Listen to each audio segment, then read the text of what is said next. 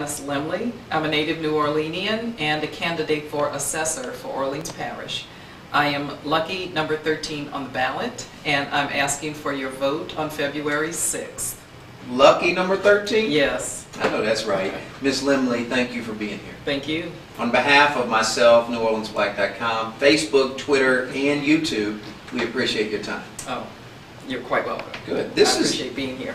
No problem. This is meant to be a 10-minute conversation.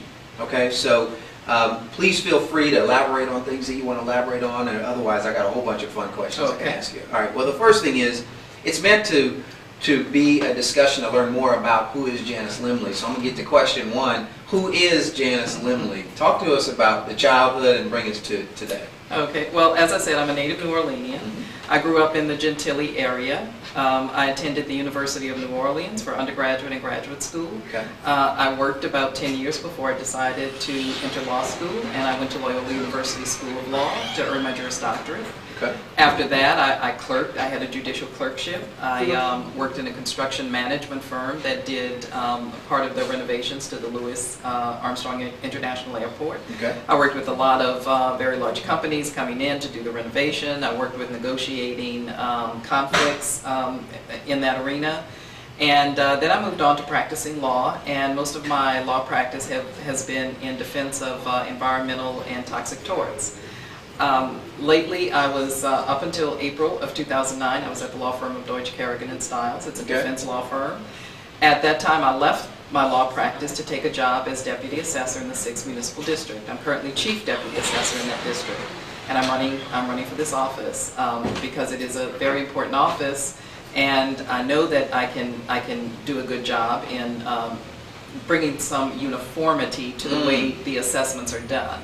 You know, the old 7 assessor system has let us all down. It really has. There was an article in City Business a few weeks ago about how the property, particularly in the French Quarter, is just very, very underassessed. Properties that sold for, you know, multi-millions of dollars assessed for very small amounts. But, you know, when somebody... Why was that? Because the assessor did not do his job. Okay. You know, when someone gets a deal like that, everybody pays for it. Right. When someone has an underassessment, that might benefit that person, but we all pay for it because our millage is higher. Now, you said one thing. You said that moving to this one assessor, okay, there's a lot of people out there in our audience that they've heard the one assessor conversation. They don't really understand what that means. Help us understand it and talk to us about what your leadership style means under one assessment. What can we expect from you? That's a very good question. In terms of leadership style, first of all, I believe in structuring the office in the manner that will bring about the best results in the most efficient manner. Okay. And the way to do that is you structure the office so that there are different departments. You have a department that does appraisals and assessments, and you divide those people up into people who specialize in residential assessments, people who do commercial assessments, people who do industrial, light industrial, so that you have the people who are very good in their field looking at properties and bringing in accurate assessments. That's the basis of everything, you know, fair. You have to have accurate assessments. I really do believe that people in New Orleans want to pay their fair share of taxes, but they want to pay their fair share. They don't want to pay anybody else's share. And it's you know, it's unfair to make them pay more than only their share of taxes. Right. So if you structure the office in that way so that you have an appraisal department with people who specialize in the various types of appraisals, and then you have to have a technical department so that you have someone who is running what we call a CAMA system, a computer-assisted mass appraisal system, so that the information is input in that system and it's there for future assessment years. It's there for us to do ratio studies so that we can determine if we're doing our jobs accurately. Okay. And, you know, the 3-tier system is the assessment department, the technical department, then you have to have an administration department, someone who has oversight over all of that, and who is in charge of customer service. I think customer service is a very big part of running the assessor's office. People should know how to compute their assessment so that they can plan for the next year. Not everybody has a mortgage company that pays their assessment. Some people don't have an escrow account, so they pay it themselves. So they need to know how to estimate their taxes for future years. And that's another area where I believe the current assessors have let us down. They haven't done that outreach to people to educate them, to just give them the facts, to let them know. One of the things I want to talk to you about is our audience has been polled on many different things. One of the things that they're extremely concerned about is not knowing. They feel like they never get the outreach necessary to know information, whether it's in the assessor's office, mayor's office, you name it. Right. How will you change that? The first part is taking the assessor's website. There is already a website, it's opboa.org, okay, where you can look at your assessment, and it gives you the information we have about your property, like the address and maybe the square footage, whether there's a freeze on it, whether the homestead exemption is there, and what the assessment is. But it doesn't give you any other information. You advocate removing the homestead exemption? No, I do not advocate removing the homestead exemption. That is in our Constitution. Right. No, that is in the Louisiana Constitution. It's in the revised statute. It's not going anywhere. But reaching out to the community, I think, begins with the website. Right. There should be a link on there to help you compute your taxes and to explain to you how assessments are done. Right. There should be a link on there to explain various types of freezes that are available. You know, of course, there's a homestead exemption. People know about that. But there's also an age freeze. If you're 65 or older and your household income is less than $64,500, you may be eligible for an age freeze. You may be eligible for a disability freeze.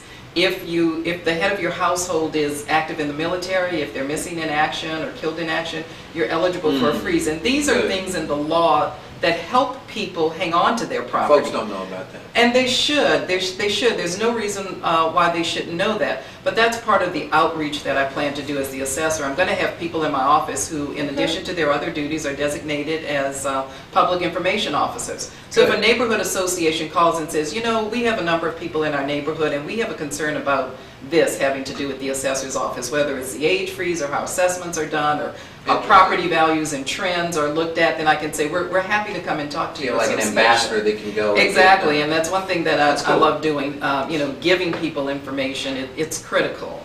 I know. The question I have to ask everybody, you know, frankly, I'm in love with the political process and particularly this race because it seems like there's a lot of new people getting in, new blood, you know, from different areas.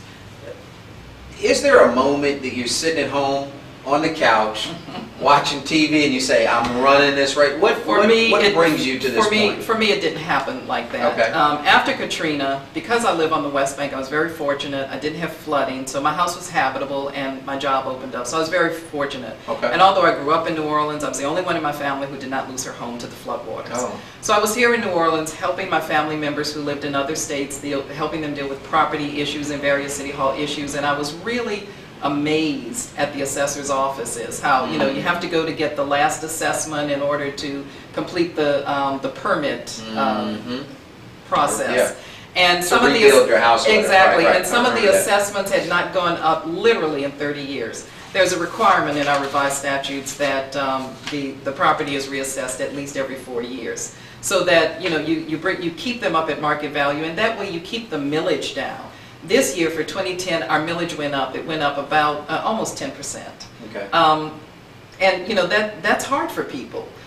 First of all, you know if they allotted in an economy like this, it's crazy. Exactly. But you know, again, people should be made aware of that via the website. Okay. It's the city council that sets the millage. You're pro-web. Oh, exactly. I'm pro-information. I'm pro-information. And pro-assistance. And pro-technology, you know how to use it. And pro-technology, you know, but it all begins with accurate assessments. You know, no one should get a sweetheart deal because when you get that at the expense of everyone else. But I know you. We all pick, no, you will be hooked up because you will get great customer service, you will have an accurate assessment, and we will be available to you to answer your questions. Wonderful. So, Ms. Lemle, this has been incredible. Yeah, we're wrapping up, but I want you to remind people who you are and ask them to vote for you. Please do consider voting for me. I'm Janis Lemle. I'm running for Assessor for Orleans Parish. I'm number 13 on the ballot. Thank you.